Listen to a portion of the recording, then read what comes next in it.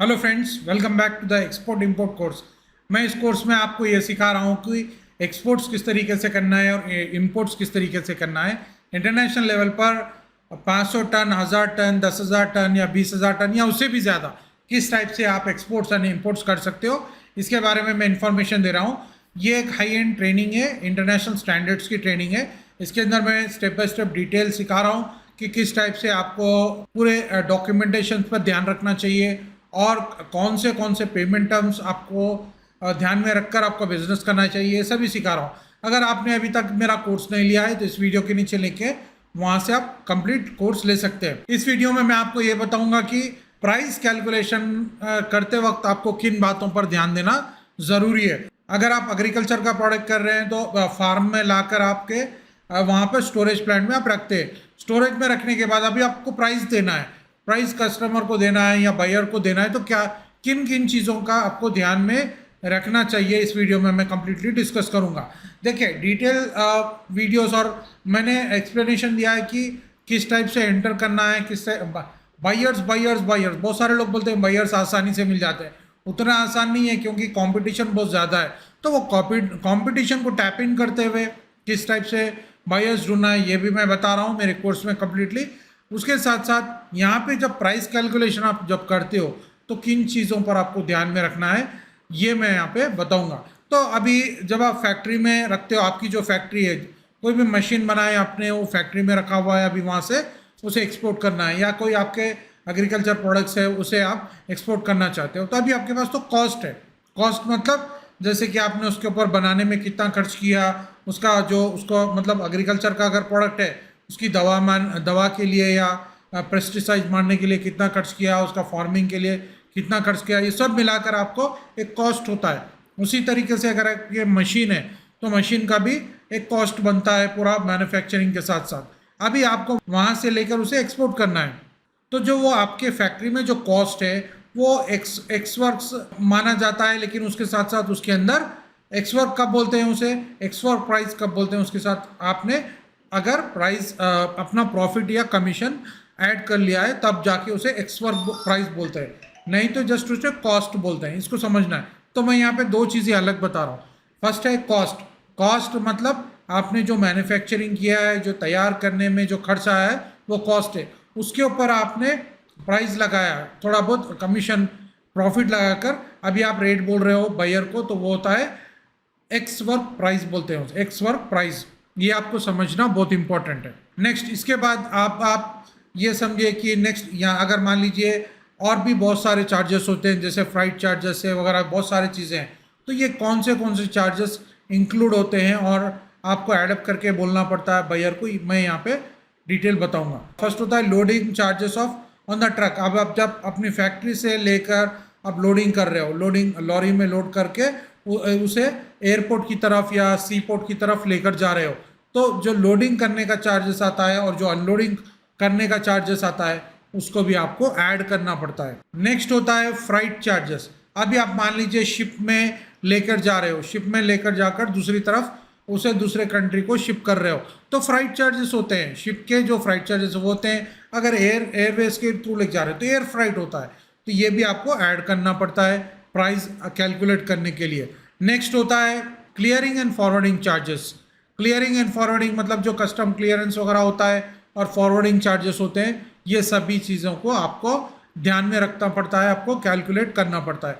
Clearing and forwarding charges ये भी आपको प्राइस में ऐड करना पड़ता है। टर्मिनल हैंडलिंग चार्जेस, आपने अभी क्या किया, लोडिंग कर दिया प्रोडक्ट, लोडिंग करने के बाद वो तो प्राइस आपने ले लिया, लॉरी में लोड करने के लिए कितना खर्चा आ रहा है, फिर यहाँ से लेके जाके शिप में डालने के लिए कितना खर्चा है, लेकिन जब वहाँ शिप के पास लेके जाएंगे तो वहाँ पे आप वहाँ पे रखेंगे, कहीं ना कहीं तो रखेंगे उसे शिप यार्ड में, तो उसके चार्जेस टर्मिनल हैंडलिंग चार्जेस होते हैं, ये भी आपको पे करना पड़ता है। तो ये भी आपको प्राइस में बायर को देने से पहले कैलकुलेट करना पड़ता है। Freight charges to the destination port, जैसे मैंने पहले बताया, फ्राइट चार्जेस वहाँ तक पहुँचाने के लिए आप अगर किस टाइप से बात कर रहे हो, मतलब बायर से आप फैक्ट्री के पास देने की बात कर रहे हो या उसके डेस्टिनेशन पोर्ट पे देने की बात कर रहे हो या लोडिंग पोर्ट पे देने की बात कर रहे हो, ये किस टाइप से बात कर रहे हो उसके हिसाब से आपको पेमेंट्स करने पड़ेंगे। और बहुत सारे लोग को डाउट ये आ जाता है कि सर फिर हम ही सब पेमेंट करेंगे तो बायर से हमको प्रॉफिट क्या मिलेगा। यहाँ पे देखिए पेमेंट आप करोगे लेकिन वो सब इंक्लूड करके बायर से आप पैसा ले लोगे। बायर क्या चाहता है कि सर्विस चाहता है, आप आपके पोर्ट पर लाए वहाँ पर डाल दे, क्योंकि बायर्स दूसरे कंट्रीज में होते हैं, उन्हें आपकी कंट्री के बारे में होता है ना नॉलेज नहीं होता है कि वहाँ के कस्टम अथॉरिटीज़ के बारे में या लोडिंग के लॉरीज के बारे में ये सब पता नहीं होता है। इसलिए बायर क्या चाहता है कि यार मुझे डेस्टिनेशन पोर्ट तक पहुँचा दे या कम से कम लोडिंग पोर्ट तक तो दे दो ताकि हम वहाँ से ले लें। तो ये सभी बायर जब चाहता है तो आपको बात करना पड़ेगा किस टाइप से बात करना है और क्या क्या टर्म्स एंड कंडीशंस होते हैं। मैंने कंप्लीटली वीडियो कोर्स में डिस्कस किए हैं, आपको ले लेंगे तो आपको 100% समझ में आ जाएगा।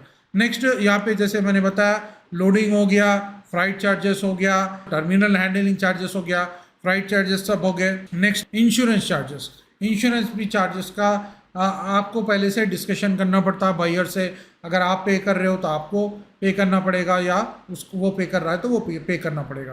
तो यहाँ पे जो प्राइस कैलकुलेट होता है आपके प्रोडक्ट का उसके अंदर इंश्योरेंस चार्जेस भी इंक्लूड होकर रहते हैं। यहाँ पे इंश्योरेंस दो टाइप का होता है। जैसे एक एग्जांपल ले लीजिए, आपकी फैक्ट्री से लेकर जा रहे हो तो रास्ते में कुछ भी हो सकता है, वो लोड जैसे जा रहा है तो कहीं डूब सकता है या नुकसान हो सकता है या कोई नेचुरल कैलामिटीज आ सकते हैं। तो पोर्ट तक लोडिंग पोर्ट तक लेके जा रहे हो तो वहाँ पे कोई प्रॉब्लम आ सकता है, तो उसके लिए भी इंश्योरेंस चाहिए आपको। और जब लोडिंग कर देते हो वहाँ से सी के थ्रू जा रहा है या एयर फ्राइट के थ्रू जा रहा है तो कोई प्रॉब्लम आ गई तो नुकसान हो सकता है, तो उसका भी इंश्योरेंस होता है। तो यहाँ पे आपको दो टाइप का इंश्योरेंस को ध्यान में रखना ज़रूरी है। Insurance at the port of loading up to the port of loading, फिर वहाँ से लोडिंग से डेस्टिनेशन पोर्ट तक आपको ये ध्यान में रखना चाहिए। ये ध्यान में रखकर आपको ये टोटल भी कैलकुलेट करना चाहिए प्राइस के अंदर। नेक्स्ट मेन इंपॉर्टेंट पार्ट आता है, सब किसके लिए कर रहे हैं, कमीशन के लिए या प्रॉफिट के लिए, तो आपका प्रॉफिट भी ऐड करना है। यहाँ पे आपको रियलिस्टिक प्रॉफिट ऐड करना ज़रूरी है। बहुत सारे लोग बहुत सारा 50% 100% प्रॉफिट ऐड कर देते हैं। इस तरीके से अगर आप करेंगे तो आपका बिजनेस स्टार्ट ही नहीं होगा, क्योंकि आपको देखना है मार्केट की रेंज देखना है, मार्केट की रेंज देखकर उसके हिसाब से आपका जो प्रॉफिट है उसको ऐड करना है। नहीं तो अगर आप ज़्यादा कर देंगे तो प्रॉब्लम आता है। और बहुत सारे मर्चेंट एक्सपोर्टर्स बीच में जो ट्रेडर्स होते हैं वो लोग क्या करते हैं, मार्जिन रख लेते हैं, मार्जिन रखकर उसको ज़्यादा बढ़ा देते हैं। ज़्यादा बढ़ाएंगे तो प्रॉब्लम आता है। आपने रियल एस्टेट में भी देखा होगा कि एक अगर फ्लैट बिक रहा है 10 लाख का तो उसके ऊपर एजेंट्स लगाते जाते हैं, अपना ऐड करते रहते हैं, वो हो जाता है 15 लाख 20 लाख हो जाता है। तो एट लास्ट क्या होता है, वो बिकता ही नहीं है, क्योंकि वो एरिया के हिसाब से वो ज़्यादा हो जाता है। उसी तरीके से एक्सपोर्ट्स में भी क्या होता है, कमीशंस अगर आप ज़्यादा ऐड कर देते हैं तो वहाँ पे वो सेल होना मुश्किल हो जाता है, या बायर को हेवी लगता है प्राइस, मार्केट दूसरे लोग सस्ते में देते हैं और आपका हाई लगता है।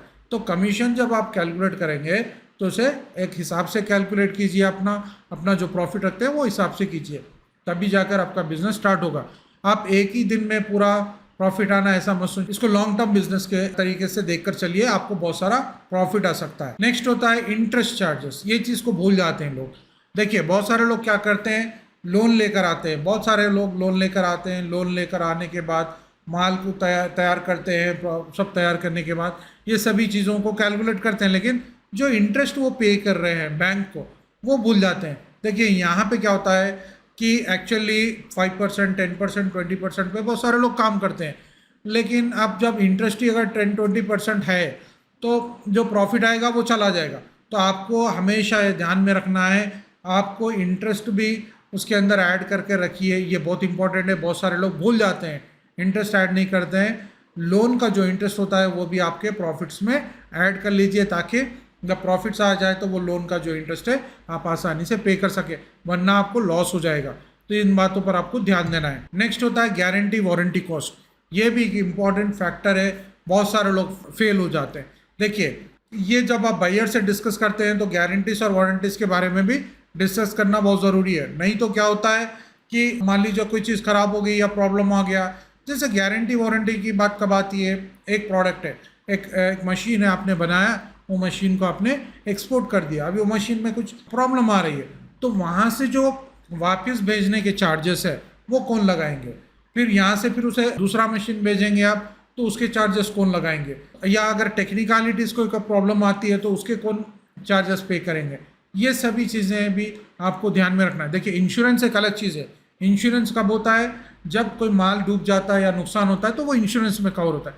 लेकिन ये वारंटीज गारंटीज तो खुद आपको देना पड़ेगा। अगर आपने कॉन्ट्रैक्ट में नहीं लिखा है तो इसको आपको देना पड़ेगा। तो ये वारंटीज गारंटीज को भी आपको क्लियरली डिस्कस करना है। जब तक आप डिस्कस नहीं करेंगे आपको लॉस होने के चांसेस हो जाते हैं, क्योंकि वो बोलेगा यार माल तो इतनी दूर भेज दिया, मेरे पास मशीन आ गया, लेकिन इसके अंदर ये प्रॉब्लम आ रही है, अभी मैं वापस भेजता हूँ, लेकिन वापस भेजने का पैसा तुझे देना पड़ेगा।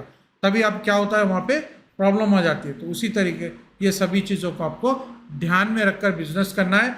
और जैसे मैं एक समअप करता हूँ यहाँ पे, आप जब भी अपने आइटम पर या प्रोडक्ट पर या जो भी प्रोडक्ट्स है आपके जो एक्सपोर्ट करना चाह रहे हैं, उसको जब कॉस्ट को प्राइस में कन्वर्ट करते हैं, मतलब बायर को प्राइस देते हैं, तो उसके अंदर loading charges, freight charges, clearing and handling charges वगैरह सभी आपको ऐड करना है, इंश्योरेंस चार्जेस, और मेन यहाँ पे आपको इंटरेस्ट चार्जेस आपके जो है बैंक के, वो भी अगर आपने बैंक से लोन लिया है वो भी ऐड करना है, प्लस गारंटीज और वारंटीज को भी ध्यान में रखकर, सभी चीज़ों को ध्यान में रखकर आप एक प्राइस बनाकर वो बायर को देना है, तभी जाकर उसे आप फाइनलाइज कीजिए। नहीं तो आप जो पैसा कमाने के लिए थोड़ा जाएंगे लेकिन ज़्यादा नुकसान हो जाएगा। इस पर आपको ध्यान देना है। इसी तरीके से और भी इसके अंदर डिटेल बहुत सारे हैं जो मैंने कोर्स में डिस्कस किए हैं। स्टेप बाय स्टेप फॉर्मेट में मैं ये कोर्स दे रहा हूँ ताकि आप इंटरनेशनल लेवल पर, हाई लेवल पर बिजनेस कर सके। कंप्लीट कोर्स अगर आपको चाहिए तो इस वीडियो के नीचे लिंक है, वहाँ से क्लिक करके आप ले सकते हैं। और ये वीडियो को दूसरों को भी शेयर कीजिए, लाइक कीजिए। अगर आपके कोई क्वेश्चंस है तो मुझे कमेंट सेक्शन में डाल दीजिए, मैं उसके भी आंसर्स आपको देता रहूँगा। All the best, thank you.